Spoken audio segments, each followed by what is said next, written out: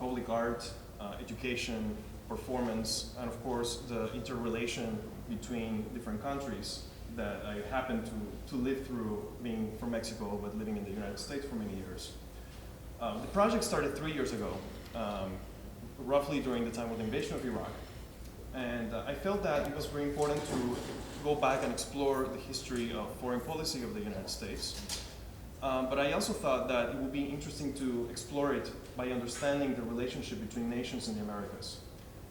In Europe, Eastern and Western Europe often have a lot of exhibitions and discussions about integration, about what's happening there.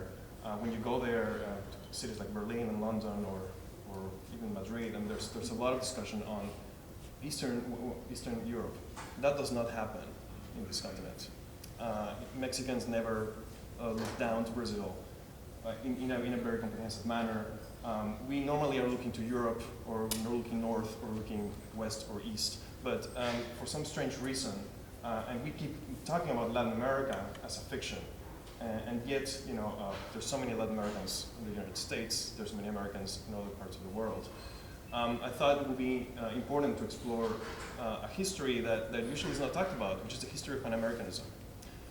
Pan-Americanism has had many sort of lives over the years, from the Monroe Doctrine in the 19th century to Simón Bolívar's idea of cultural integration of the Americas, and to more, I think, more contemporary understandings of what Pan-Americanism is. During the World War II, the US was kind of a proponent of some version of Pan-Americanism that was known as the good neighbor policy, which was, it was contradictory in many ways, it was strange, it was a policy nonetheless.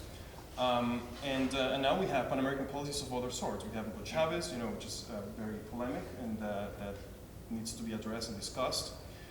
But more than anything, I feel that Latin America, specifically in the United States, has been largely absent in the national attention after September 11th. And a reporter from Associated Press told me that the desk of Latin American affairs closed pretty much on September 12th.